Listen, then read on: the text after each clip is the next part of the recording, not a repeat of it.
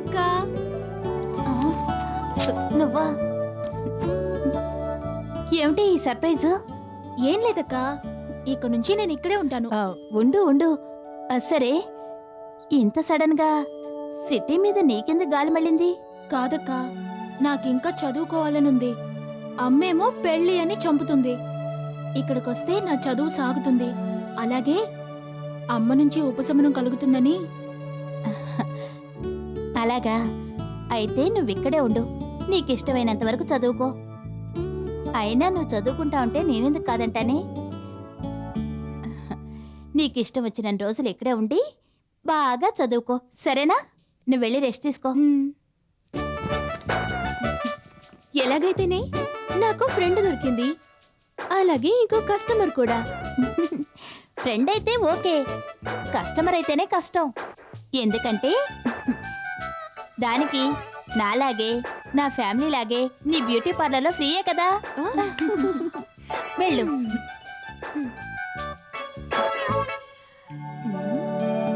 అసలే నేను ప్రాబ్లంలో చూస్తుంటే సడన్ గా ఇది ఇక్కడికి వచ్చిందేంటి? ఇది దేనికి దారితీస్తుందో?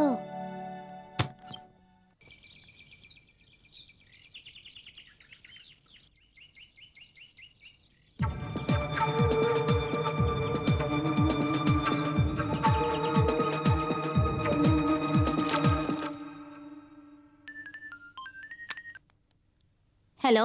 అమ్మా అప్పు, కొంప మునిగిందే. ఏ, అక్కడేమైనా వరదలొచ్చి అన్నీ కొట్టుకుపోయాయా? హాస్యానికి ఇది సమయం కాదే. మన ప్రియ నిన్నటి నుంచి కనిపించడం లేదు. నీ దగ్గరికి ఏమైనా వచ్చిందేమోనని కంగారు పడి ఫోన్ చేశానే. నువ్వేం భయపడద్దు, అది ఇక్కడ సేఫ్గా నా దగ్గరే ఉంది. అయినా అది నీకు చెప్పి రాలేదా? చెప్తే నాకెందుకే ఇంత కంగారు? చెప్పకుండా వచ్చిందే. అయినా దానికి ఇంకా మనతో పనే ఉందిలే. అదేంటి? అసలేం చేసింది అది? ఎవరో తలకు మాసిన వాణ్ణి ప్రేమించిందమ్మా. తప్పని నేను మందలిస్తే చెప్ప పెట్టకుండా అక్కడికి వచ్చేసిందమ్మా. ప్రియ అంత పని చేసిందా? సరే సరే, నువ్వు టెన్షన్ అయ్యి ఊళ్ళో వాళ్ళందరినీ కూర్చోబెట్టి ఈ విషయం గురించి డిస్కస్ చేయొద్దు. సరేనే, అంతా నీ చేతుల్లో ఉందమ్మా. ఇక నేనుంటానే. ప్రియా, ప్రియా! ఏమే ప్రియా, నువ్వు ఇక్కడికి ఎందుకు వచ్చావు చెప్పు. చెప్పాను కదక్క, చదువు కోసమే వచ్చాను. అబద్ధం. ఎప్పటి నుంచి అబద్ధాలు చెప్పడం నేర్చుకున్నావు? నిజంగా నువ్వు చదువుకోవడానికే వచ్చుంటే నేను సంతోషించేదాన్ని, కానీ అబద్ధాలు చెప్తున్నావే, అదే నాకు బాధగా ఉందే. ఏమైందక్క? నిజం తెలిసిందే. అమ్మ ఫోన్ చేసి అంతా చెప్పింది. ప్రేమించేదానికి వయసొస్తే సరిపోదే, దానికి తగినట్టుగా విచక్షణ కూడా ఉండాలి. విచక్షణ ఉంది కాబట్టే ఇంకా నేను నా ప్రేమని నమ్ముకుని ఇంత దూరం వచ్చాను. దానికి ఇక్కడికి రావడానికి ఏమిటే, ఏం సంబంధం ఉంది? అతను చాలా మంచివాడక్క, ఇక్కడే జాబ్ చేస్తున్నాడు. అతన్ని నేను వెతుక్కుంటూ వచ్చాను. చాలా ముదిరిపోయావే. నేనేం చెప్పినా నువ్వు వినే పరిస్థితిలో లేవు. ఆ అబ్బాయే నీకు తగినవాడైతే ఏం చేయాలో ఎలా చేయాలో నాకు బాగా తెలుసు. అప్పటి వరకు పిచ్చి పిచ్చి ఆలోచనలు మానేసి బుద్ధిగా చదువుకో, అర్థమైందా? నువ్వు చెప్పావు కదక్క, అలాగే నడుచుకుంటాను. కావ్య, అమ్మా కావ్య, కావ్య. ఏంటి డాడీ అంత సంతోషంగా ఉన్నారు? విషయం ఏంటో చెప్తే నాకన్నా నువ్వే ఎక్కువ సంతోషపడతావమ్మా. కొత్త ఫ్యాక్టరీ ఏదైనా కడుతున్నారా? అది నీకు ఆనందం ఎలా అవుతుందమ్మా? మరో బాధ్యత అవుతుంది. అదేమిటి డాడీ, బాధ్యతల్ని సంతోషంగా స్వీకరిస్తే జీవితం ఎంతో హ్యాపీగా ఉంటుంది. ఏంటి డాడీ అలా చూస్తున్నారు? ఎంత ఎత్తుకెదిగిపోయావమ్మా. నా గుండెలపై ఎత్తుకుని పెంచిన ఈ చిట్టి తల్లేనా ఇన్ని మాటలు మాట్లాడుతోంది? ఎంత ఆశ్చర్యంగా ఉంది. నేను చెప్పిన దాంట్లో గొప్పతనం ఏముంది డాడీ? చిన్నప్పటి నుంచి మిమ్మల్ని చూసే నేర్చుకుంటున్నాను. నన్ను చూసా ఏం నేర్చుకున్నావు? పిల్లల్ని పెంచడం కేవలం బాధ్యత మాత్రం అనుకుంటే నేను ఇంత హ్యాపీగా ఉండేదాన్న డాడీ. చిన్నతనం నుంచి నాకు ఏ కష్టం రాకుండా పెంచారో. నీ తండ్రినైనందుకు నేను నిజంగా గర్వపడుతున్నానమ్మా. ఎందుకంటే మంది సేమ్ బ్లడ్డేగా. నువ్వు బాధ్యతని సంతోషంగా ఫీల్ అవుతున్నావు కాబట్టి నీకిష్టమైన అందమైన ఒక బాధ్యత నీ తల మీదకి రాబోతుందమ్మా. డాడీ, వచ్చినప్పటి నుంచి సంతోషం సంతోషం అంటున్నారు. అసలు విషయం ఏంటో చెప్పనే లేదు. నీ పెళ్ళికి డేట్ ఫిక్స్ అయింది. రియలీ? చెప్పానా? ఆ మాట చెప్తే నువ్వు భూమి మీద నిలబడవని. డేట్ ఎప్పుడు డాడీ? Next month 22nd. ఈ విషయం వెంటనే వెంకీకి ఫోన్ చేసి చెప్పమ్మా. పాపం నువ్వు ఒక్కదానివే సంతోషపడుతుంటే అతను ఏడుస్తాడు కదా. Thank you daddy, thank you very much. ఓకేరా? నేను ఇప్పుడే ఫోన్ చేసి చెప్తాను.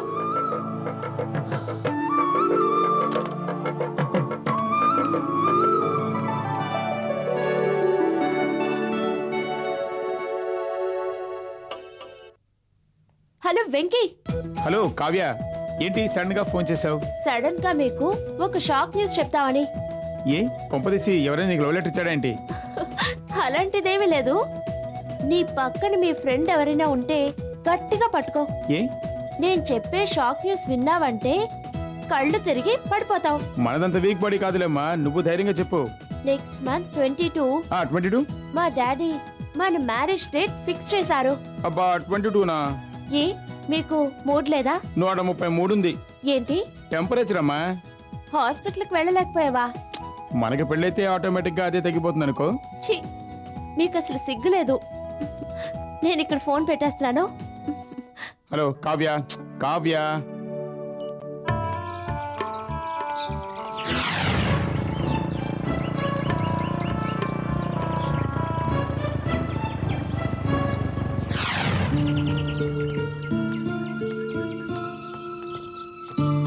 Hey, Aishu! I love you.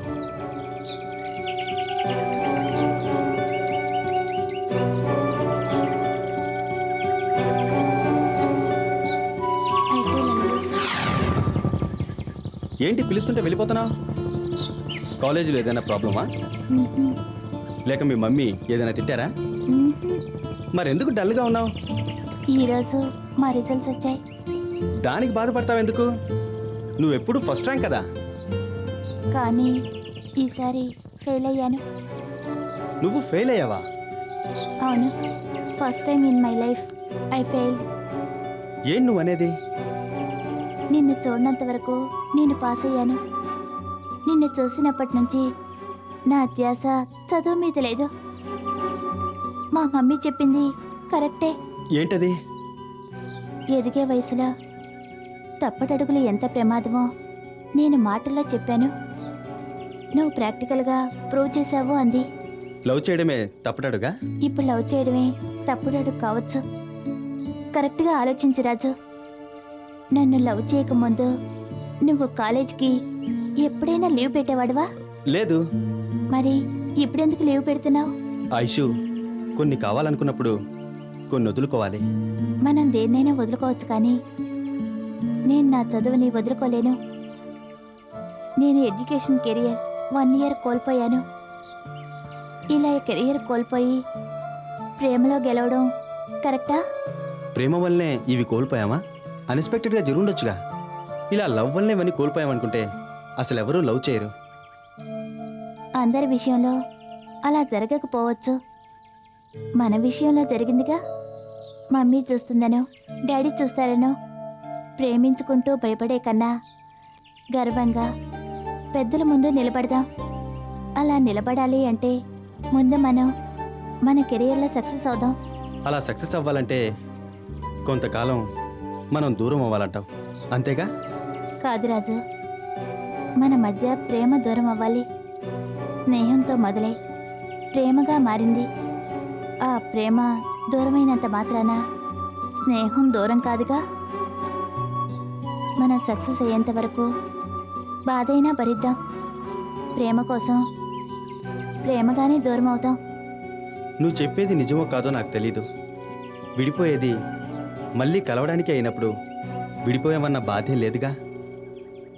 మనం అనుకున్నది సాధించేంత వరకు మన ప్రేమే నిజమైతే ఎప్పటికీ మన ప్రేమ మారదు.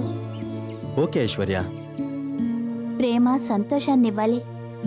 మనకి మాత్రమే కాదు, మన పేరెంట్స్కి, మన చుట్టూ ఉన్న వాళ్ళకి.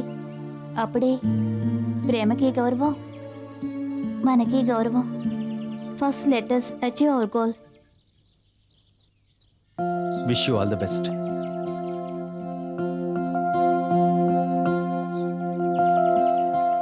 I wish you the same.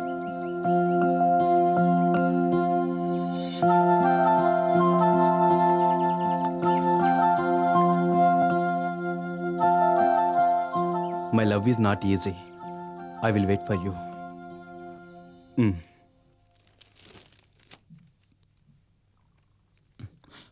ఒరే సుబ్బు, ఓ గుడ్ న్యూస్ రా. రేయ్, నేను గుడ్ న్యూస్ అని చెప్తున్నాను కదరా, అసలు వినిపించుకోవేంటి? రేయ్, గుడ్ న్యూస్ అంటే అది నీకు మాత్రమే గుడ్ న్యూస్ రా, మిగతా వాళ్ళకి బ్యాడ్ న్యూస్. కాదురా, ఈ గుడ్ న్యూస్ మాత్రం అందరికీ గుడ్ న్యూసేరా. ఏంటో చెప్పు. కావ్య వాళ్ళ నాన్న వచ్చారా. రే, ఇప్పుడే కదరా గుడ్ న్యూస్ అని చెప్పావు. రేయ్, ఇప్పుడు ఆయన ఎందుకు వచ్చాడో తెలుసా? ఎందుకు వచ్చుంటాడు? 50 కోట్లు అప్పడేయడానికి వచ్చుంటాడు. రేయ్. రేయ్, ₹1,00,00,000 అనే మాట ఆయన చెప్తేనే నాకు తెలుసురా. అంతేకాదురా, 1,00,000కి ఎన్ని సున్నాలు ఉంటాయో నాకు తెలీదు. బాధపడకరా, నేను కోటీశ్వరుని అయ్యాననుకో, నన్ను నిన్ను కోటీశ్వరం చేస్తావా? కాదురా, ఓ ₹1,00,00,000 తీసుకొచ్చి ఇదేరా ₹1,00,00,000 చూపిస్తాను. ఒరేయ్, వాళ్ళ నాన్న వచ్చింది నాకు కావ్యకి పెళ్లి డేట్ ఫిక్స్ చేయడానికి. ఆ పెళ్లి గనక జరిగితే నా లైఫే మారిపోతుంది. నా పనికిరాని బైక్ని నీలాంటి పనికి మాలినోడికి ఇచ్చేసి నేను హాయిగా BMW కారు కొనుక్కొని అలా అలా అలా తిరిగేస్తాను. ఇంకా నా పాత బట్టలు, పాత వస్తువులు అన్నీ నీకేరా. నువ్వు నా క్లోజ్ ఫ్రెండ్ కదా, ఇవన్నీ నీ కాకపోతే రోడ్లో వెళ్ళి బిచ్చగడికి ఇస్తానా? కావ్య వాళ్ళ నాన్నగారు అమెరికాలో సెటిల్ అయినందువల్ల ఫ్యూచర్లో నేను కూడా అక్కడే సెటిల్ కావచ్చు. అందులో ఆశ్చర్యం లేదు. ఒకవేళ నీకు చూడాలనిపిస్తే చెప్పు, నేను అక్కడికి వెళ్ళాక స్టిల్స్ తీసి పంపిస్తాను. నీకు మాత్రమే కాదు, ఆ రమణ గారికి కూడా. ఆ తర్వాత రేయ్, ఇంకొక మాట మాట్లాడావో 4 చీల్చి పారేస్తాను. ఇవన్నీ జరగాలంటే నీకు ఒక మాట చెప్పి తీరాలరా. నో, రే రే ప్లీజ్, నో అనకరా, ఎస్ అనరా, అప్పుడే ఆ మాట చెప్పగలుగుతాను. సరే చెప్పు. ఏం లేదురా, ఒక్కసారి నువ్వు ఆ గడ్డం పెట్టుకొని మా నాన్నలా యాక్ట్ చేయాలరా. No no no no no. రే రే అలా అనకరా, నీకు ఎంతమంది ఫ్రెండ్స్ ఉన్నారు? రేయ్, ఇంకొకసారి ఈ డైలాగ్ చెప్పకు. ఈ ఒక్క డైలాగ్ పెట్టుకొని నన్ను ఎన్ని రోజులు మోసం చేసావురా? ఇదే లాస్ట్ అండ్ లక్కీ ఛాన్స్ రా. కావాలంటే నేను అమెరికా వెళ్ళిన తర్వాత ఏంటి స్టిల్స్ తీసి పంపిస్తావా? కాదురా, ఎంత డబ్బు ఖర్చు అయినా కూడా పర్వాలేదు, నిన్ను కూడా అమెరికా తీసుకెళ్ళిపోతాను రా. రే రే ప్లీజ్ రా, రే ప్లీజ్ రా. అదేంట్రా నువ్వు క్షణాల్లో మారిపోతున్నావు? ఏం లేదురా, ఎలాగైనా నా పని జరిగి తీరాలంతే. రాను రాను వీడు మరీ సెల్ఫిష్ అయిపోతున్నాడు. ఏరా, అమెరికాకు వెళ్తావా? బెన్స్ కార్లలో తిరుగుతావా? నీకు ఇక్కడ కాదురా, కావ్య వాళ్ళ ఇంట్లో పెట్టాలి. ఏంట్రా ఆలోచిస్తున్నావు? ఈ జన్మెత్తిందే నీకు సహాయం చేయడానికి రా. నువ్వేం దిగులు పడకు, నీకు ఆఖరిసారిగా నేనే హెల్ప్ చేస్తాను. మామ చాలా థ్యాంక్స్ రా. కాస్త త్వరగా పద.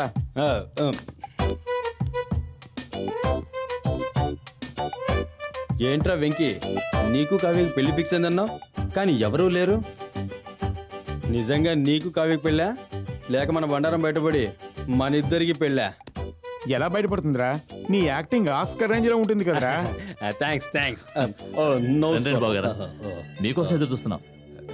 ఎదురు చూసే వాళ్ళు హాల్లో ఉంటారు కానీ బెడ్రూమ్ లో ఉంటారా? బావగారు భలే జోకులేస్తారు. మీరు పెళ్లి ఫిక్స్ చేయడం జోక్ కాదు కదా? అయ్యో ఎంత మాట! స్వయంగా నేనే పంతులు గారి దగ్గరికి వెళ్ళి దగ్గరుండి ముహూర్తం పెట్టించుకొచ్చాను. దగ్గరెందుకు ఉండడం? పంతులు గారు పారిపోతారనా లేక గ్రహాలు పారిపోతాయనా? అదేం లేదు, నా కూతురు మీద నాకున్న ప్రేమ అటువంటిది. అంటే నాకు నా కొడుకు మీద ప్రేమ లేదనా? కావాలంటే ఇప్పుడు చూడండి. ఓకే, ఇప్పుడు నమ్ముతారా? నమస్కారం అంకల్. కరెక్ట్ టైంకి వచ్చావమ్మా. నా కొడుకుని ఎంత ప్రేమిస్తానో కోడల్ని కూడా అంతే ప్రేమిస్తాను. కావాలంటే ప్రూవ్ చేస్తాను.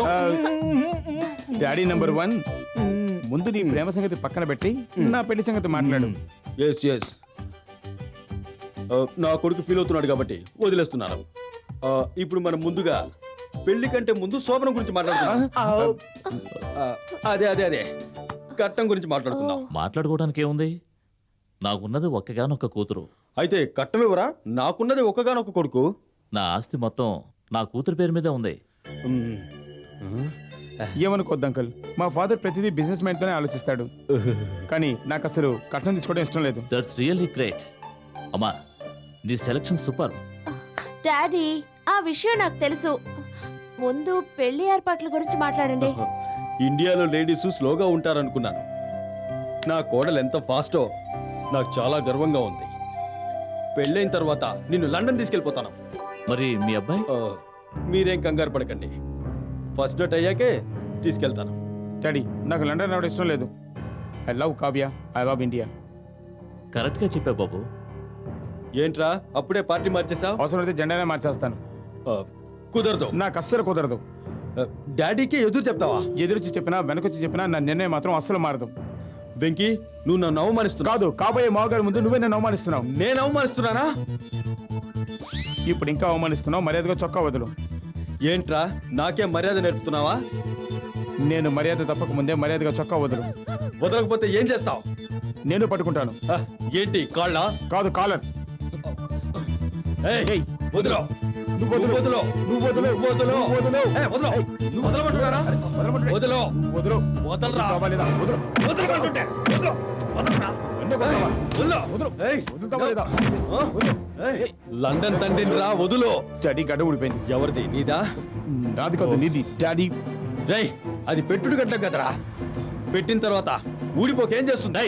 Stop it. ఏంటిదంతా? ఉత్తినే యాక్టింగ్. అవునకల్, just acting. అవునరా, నాకు ఇప్పుడే అర్థమవుతోంది. నువ్వు లండన్ నుంచి వచ్చింది నిజమేనా? ఒట్టు నిజం. ఫ్లైట్ టికెట్ ఇంకా మా ఇంట్లోనే ఉంది. అంటే ఎయిర్పోర్ట్లో ఇవ్వలేదా? ఎయిర్పోర్ట్ లో దిగితేగా. ఏంటి దిగలేదా? మరి ఎక్కడ దిగావు? హార్బర్ లో. హార్బరా? హైదరాబాద్ లో హార్బర్ ఉందా? కాదు కాదు, వైజాగ్ హార్బర్ అంకల్. ఏంటి ఒకదానికొకటి అసలు సంబంధం లేకుండా మాట్లాడుతున్నారు? అసలు వీళ్ళిద్దరికీ సంబంధం ఉంటే కదా అంతా మోసం. I'm sorry Kavya. ఇప్పుడు చేసింది మాత్రం మోసం కావచ్చు, కానీ నీ మీద ఉన్న ప్రేమ మాత్రం మోసం కాదు. నోర్మై, బ్లడీ చీటర్. ఇంకొకసారి నీ నోటి వెంట ప్రేమ దోమ అనే మాట వచ్చినా, నా కూతురు కోసం ఇక్కడికి వచ్చినా పోలీస్ కంప్లైంట్ ఇస్తాను. జాగ్రత్త. Get out first. కావ్య, నువ్వైనా నన్ను నమ్ము కావ్య. ఎవరిని నమ్మాలో ఎవరిని నమ్మకూడదో నాకేమీ అర్థం కావడం లేదు. అమ్మా, మా డాడీ అన్నంత పని చేయకముందే మీరు ఇక్కడి నుంచి వెళ్ళిపోండి. కావ్య, కావ్య రేయ్. అంకుల్. చెప్పింది వినపడలేదా? ముందు ఇక్కడి నుంచి మర్యాదగా బయటకు నడవండి. అది కాదు అంకుల్, ప్లీజ్ రేయ్. అంకుల్. ఓకే వెళ్ళండి, ముందు వెళ్ళండి. వెంకీ, నువ్వు రారా, తర్వాత చూసుకుందాం. అసలు ఏంటి నీ పరిస్థితి? నువ్వు ముందు చెప్పినట్టే నేను కష్టాల్లో పడ్డానే. అసలు నీకు కష్టాలు లేనిది ఎప్పుడు గాని ముందు ఏం జరిగిందో చెప్పు. రాజీ, చంటితో నిజం చెప్దామని వాళ్ళ ఇంటికి వెళ్ళాను. అక్కడ వాళ్ళ మేనేజర్ అబద్ధం చెప్పారని చంటి చాలా సీరియస్ అయ్యాడు. అప్పుడు తెలిసింది నాకు చంటికి అబద్ధాలంటే అస్సలు ఇష్టం ఉండవని. అందుకే చెప్పలేకపోయాను. ఇదొకటుందా? మరి ఏ ధైర్యంతో పెళ్లి ఫిక్స్ అయిందని చెప్పావు? ఇప్పుడు చంటి వాళ్ళ ఇంట్లో అందరూ నన్ను లక్కు అని ఎందుకు పిలుస్తున్నారు అని అడిగారు. మా ఇంట్లో నేను లక్కీ గర్ల్ని, అందుకే అందరూ నన్ను అలా పిలుస్తున్నారని చెప్పి ఎస్కేప్ అయ్యాను. ఓసిని అబద్ధాలు చెప్పడంలో పోటీ పెడితే నువ్వే ఫస్ట్ వస్తావు. అది వదిలేవే. ఒక అబద్ధాన్ని కవర్ చేయడానికి ఇంకో అబద్ధం చెప్పాల్సి వచ్చింది.